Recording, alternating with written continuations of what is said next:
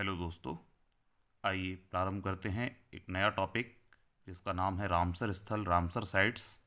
यह टॉपिक आपके एग्ज़ाम की दृष्टि से बहुत अधिक इम्पॉर्टेंट है, स्टैटिक जीएस के पॉइंट ऑफ व्यू से, इसके साथ साथ करंट के लिए भी बहुत अधिक आवश्यक है, क्योंकि इस वर्ष इसमें बहुत अधिक साइट्स को, कई नई साइट्स को जोड़ा गया है। इस दृष्टि से यह काफ़ी इम्पॉर्टेंट है। आइए हम जानते हैं रामसर स्थल क्या होते हैं, रामसर साइट्स किन्हें कहते हैं, इसके विषय में विस्तारपूर्ण जानकारी पढ़ते हैं। ऐसे आर्द्र भूमि क्षेत्र जो जैव विविधता के लिए अधिक महत्वपूर्ण होते हैं, उन स्थलों को रामसर स्थल कहा जाता है। अर्थात ये आर्द्र भूमि क्षेत्र हैं। आर्द्र भूमि मतलब गीले क्षेत्र हैं, अर्थात जो जल के स्रोत होते हैं, जैसे झीलें हो गई, तालाब हो गए, समुद्र हो गया, या नदियों के किनारे वाले क्षेत्र हैं।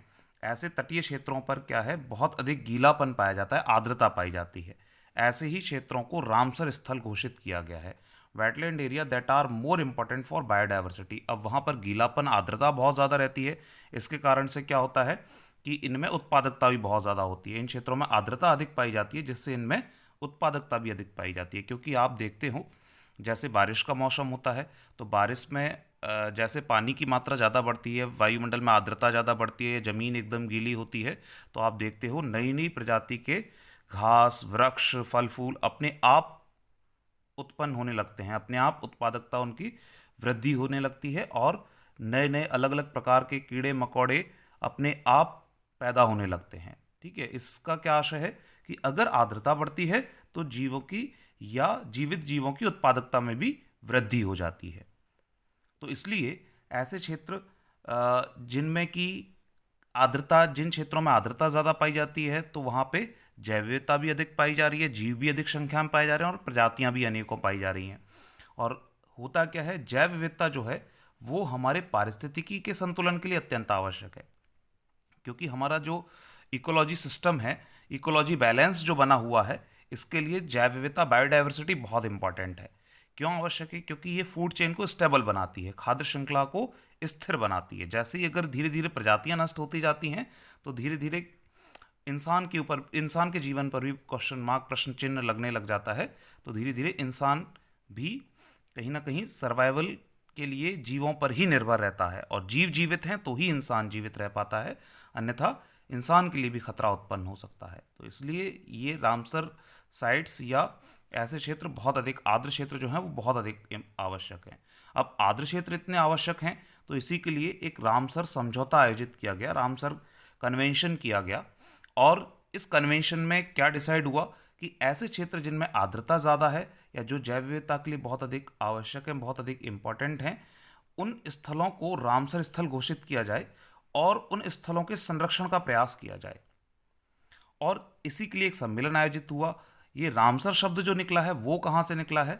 तो ये सम्मेलन से निकला है, इस कन्वेंशन से निकला है कि ये 2 फरवरी 1971 को, 2 फरवरी 1971 को एक मीटिंग आयोजित हुई, कॉन्फ्रेंस रखा गया।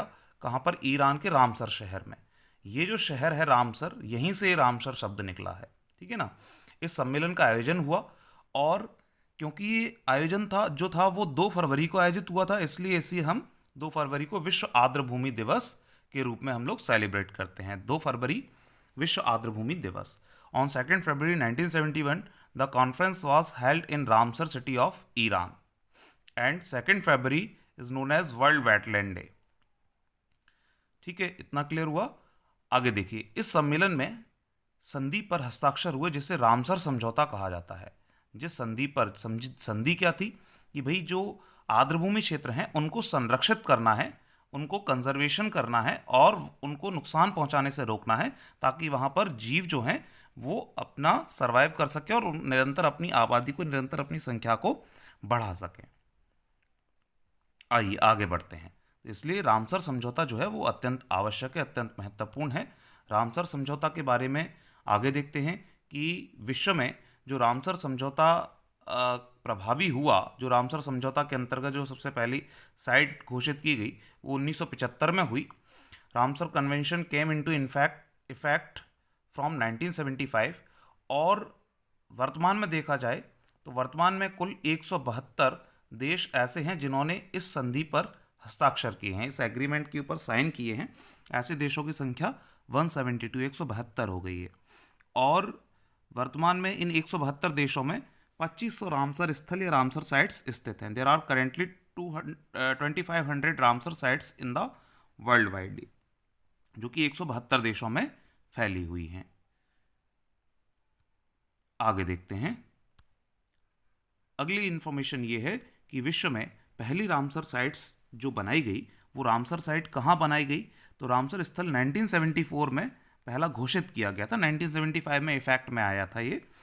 ऑस्ट्रेलिया में स्थित कोबोर प्रायद्वीप, कोबोर पेनिनसुला जो था, Cobourg peninsula in Australia was declared the world's first Ramsar site in 1974। Declare हुआ था और उसका फाइनली इन इफेक्ट आया था वो 1975 में ये इन इफेक्ट हुआ था।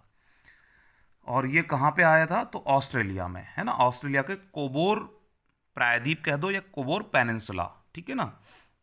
आगे देखते हैं। रामसर सूची के अनुसार सबसे अधिक रामसर स्थल वाला देश कौन सा है? तो सबसे अधिक रामसर स्थल यूनाइटेड किंगडम में है, यूके में है, 175। उसके बाद मैक्सिको का स्थान है जहाँ पर 142 है।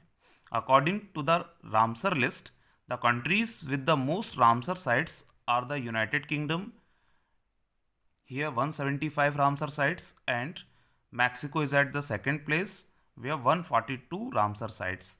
कन्वेंशन संरक्षण के दृष्टिकोण से बोलीविया का क्षेत्रफल, मतलब सबसे ज़्यादा क्षेत्रफल किस देश के अंतर्गत है रामसर साइट्स या रामसर क्षेत्र का?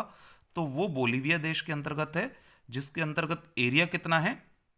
तो 1,48,000 वर्ग किलोमीटर है, 1,48,000 square kilometre. Bolivia has the largest area, ठीक है। और ये कितना है? 1,48,000 square kilometre from the point of view of convention protection, ठीक है ना। According to Ramsar convention highest area किस देश के पास है? तो वो बोलीविया के पास है, ठीक है। इतना क्लियर हुआ। आगे बढ़ते हैं। भारत में रामसर स्थल की बात करें अगर, कि भारत का क्या महत्व है रामसर स्थल के संबंध में, तो रामसर साइट्स जो हैं वो इंडिया में कौन कौन सी हैं? तो आइए हम देखते हैं। भारत ने इस ट्रीटी पर, जो रामसर संधि हुई थी, रामसर में जो सम्मेलन हुआ उसमें जो संधि हुई, इसके ऊपर हस्ताक्षर किया था 1 फरवरी 1982 में। 1 फरवरी 1982 को भारत सिग्नेचर करके, हस्ताक्षर करके और रामसर समझौते में शामिल हुआ। On 1 February 1982 India signed the Ramsar convention, और 1981 में ही इसके 2 स्थलों को रामसर साइट घोषित कर दिया गया था। उसके बाद इस ट्रीटी पर सिग्नेचर किए, और वो 2 कौन से स्थल हैं? चिल्का झील उड़ीसा में है, और केवलादेव राष्ट्रीय उद्यान जो कि राजस्थान में है, राजस्थान के भरतपुर में स्थित है, ठीक है ना। In 1981 2 sites in India was first declared as Ramsar site. These are Chilka lake in Orissa state and another Keoladeo national park that is in Rajasthan state. ये 2 रामसर साइट्स थी जो कि भारत में सबसे पहले बनाई गई थी 1981 में, 1981 में। कौन कौन सी हैं एक बार रिपीट कर लीजिए, इंपॉर्टेंट है। चिल्का झील और दूसरा है केवलादेव नेशनल पार्क, ठीक है। इतना क्लियर हुआ। आइए आगे बढ़ते हैं। और आगे हम देखने वाले हैं कि भारत में ये जो रामसर साइट्स हैं उसके अंतर्गत कितना क्षेत्र आता है। तो जो भारत का कुल भौगोलिक क्षेत्रफल है, कुल जो एरिया है, ज्योग्राफिकल एरिया जो है, उसका लगभग 4.63% पार्ट जो है वो इसके अंतर्गत आता है। 4.63% एरिया जो है वो आर्द्रभूमि क्षेत्र के अंतर्गत आता है, या वेटलैंड एरिया के। Wetland in India cover 4.63% of total geographical area of the country. Bharat के कुल क्षेत्रफल का 4.63% ये कवर करती हैं। आइए, और 19 type of wetland found in India. कितने प्रकार की गीली आर्द्र भूमियाँ पाई जाती हैं भारत में? तो 19 प्रकार की भारत में आर्द्र भूमि पाई जाती है, ठीक है ना। और सबसे ज़्यादा जो एरिया है वो कहाँ पर है? तो वो गुजरात में है। सबसे ज़्यादा क्षेत्र जो है आर्द्र भूमि क्षेत्र किस राज्य के अंतर्गत है? तो वो गुजरात के अंतर्गत है। आर्द्र भूमि क्षेत्र का सबसे ज़्यादा वितरण जो है, डिस्ट्रीब्यूशन एरिया ऑफ वेटलैंड, तो वो गुजरात में है। आइए, गुजरात के कुल भौगोलिक क्षेत्रफल का 17.56%, ठीक है ना। तो आप 17.5% जो है टोटल एरिया का 17.5% जो है वो आर्द्रभूमि क्षेत्र के रूप में है गुजरात का, ठीक है ना। जो कि भारत के कुल आर्द्रभूमि क्षेत्र का कितना 22.7%, 22.7% भाग है। ऐसा क्यों है गुजरात में? क्योंकि गुजरात के अंदर क्या है, गुजरात की तटीय सीमा सबसे लंबी है, और तटीय सीमा सबसे लंबी होने के कारण ही ऐसा होता है गुजरात में कि उसमें क्या है, सबसे ज्यादा आर्द्र भूमि क्षेत्र पाया जा रहा है गुजरात राज्य के अंतर्गत। ठीक है ना, क्लियर हुआ? 17.56% of the total geographical area of Gujarat and 22.7% of the country's total wetland area are in the form of wetland. This is because of the long coast line area. ठीक है, इसके बाद गुजरात के बाद दूसरे स्थान पर आंध्र प्रदेश, उत्तर प्रदेश और पश्चिम बंगाल का स्थान आता है। ठीक है ना, तो ये आपको फर्स्ट पहले 4 राज्य हैं सबसे ज्यादा आर्द्र भूमि क्षेत्रफल वाले। तो आर्द्र भूमि क्षेत्रफल वाले कौन से राज्य हैं? गुजरात, उसके बाद आंध्र प्रदेश, उसके बाद उत्तर प्रदेश और उसके बाद पश्चिम बंगाल, वेस्ट बंगाल। ठीक है, तो आगे देखते हैं। रामसर स्तरों की सर्वाधिक संख्या किस राज्य के अंतर्गत है? तो सर्वाधिक संख्या तमिलनाडु राज्य में है, जो कि कितनी है? 14। सबसे ज्यादा रामसर स्थल किस राज्य में है? तो तमिलनाडु में है, 14 हैं। और उसके बाद उत्तर प्रदेश में 10 रामसर स्थल हैं। ठीक है ना, इन 14 में से 13 जो हैं वो 2022 में ही बने हैं, उससे पहले एक था, लेकिन 2022 में ही गठित हुए हैं 13 रामसर स्थल, है ना। और इसी प्रकार भारत में अगर कुल रामसर स्थलों की बात करें तो 75 हो गए हैं अभी वर्तमान में। ठीक है ना, तो ये वर्तमान में 2022 में जो हमारा 75वां आज़ादी महोत्सव मनाया गया था, 75 साल जो आज़ादी के पूरे हुए हैं, 75 ईयर्स, उसके संबंध में रामसर साइट्स की संख्या भी 75 कर दी गई है। तो वर्तमान में भारत में रामसर साइट्स या रामसर स्थलों की संख्या कितनी है? तो 75 है। ये आपको याद रखना है करेंट इन्फॉर्मेशन के लिए। आइए अब हम बात करते हैं मध्य प्रदेश के संबंध में कि मध्य प्रदेश में कितने रामसर स्थल हैं। तो मध्य प्रदेश में वर्तमान में 4 रामसर स्थल हैं। पहला भोजताल, ये भोज झील है जो कि बड़ा तालाब के नाम से भी जानी जाती थी, और ये 2002 में मध्य प्रदेश का पहला रामसर स्थल कौन सा है? तो ये भोजताल झील है, जो कि 2002 में शामिल की गई थी रामसर स्थल के अंतर्गत। ठीक है, इसके बाद दूसरे स्थान पर सांख्य सागर झील जो है शिवपुरी जिले के अंतर्गत है, शिवपुरी में माधव नेशनल पार्क के अंतर्गत है। और ये सांख्य सागर झील जो है इसको 2022 में शामिल किया गया है। ठीक है ना, तो रामसर साइट में शामिल होने वाला दूसरा स्थल है सांख्य सागर झील। इसके बाद स्थान आता है सिरपुर वेटलैंड, और ये कहाँ पर है? ये इंदौर में स्थित तालाब है। सिरपुर वेटलैंड पक्षियों के लिए प्रसिद्ध है, यहाँ पर बहुत अलग अलग प्रजाति के पक्षी पाए जाते हैं, उनके लिए प्रसिद्ध है। इसको भी 2022 में ही रामसर साइट घोषित किया गया है। इसके बाद स्थान आता है यशवंत सागर, ये भी तालाब ही है और इंदौर जिले के अंतर्गत ही स्थित है, और इसको भी 2022 के अंतर्गत सम्मिलित किया गया है रामसर साइट्स में।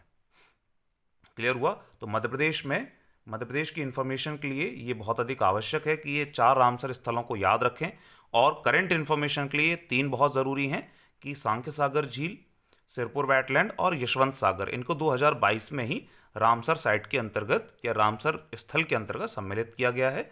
जबकि इससे पहले भोजताल जो है वो मध्य प्रदेश का पहला स्थल है जिसे रामसर स्थल घोषित किया गया था, रामसर स्थल घोषित किया गया था, और वो इसकी घोषणा 2002 में हुई थी। क्लियर है? तो इसी के साथ अपना ये पार्ट पूरा होता है, और बहुत अधिक इम्पॉर्टेंट टॉपिक था। अगर आपको इसका PDF चाहिए तो आप मुझे व्हाट्सएप कर सकते हैं। ऐसे वीडियोस आपको निरंतर मिलते रहेंगे, इसलिए आप इस चैनल को सब्सक्राइब कीजिए। ऐसे शॉर्ट टॉपिक्स आपको लगातार मिलेंगे, कंटिन्यू मिलेंगे, जो कि आपकी सफलता के लिए बहुत अधिक महत्वपूर्ण होंगे। धन्यवाद, मिलते हैं अगले वीडियो के साथ।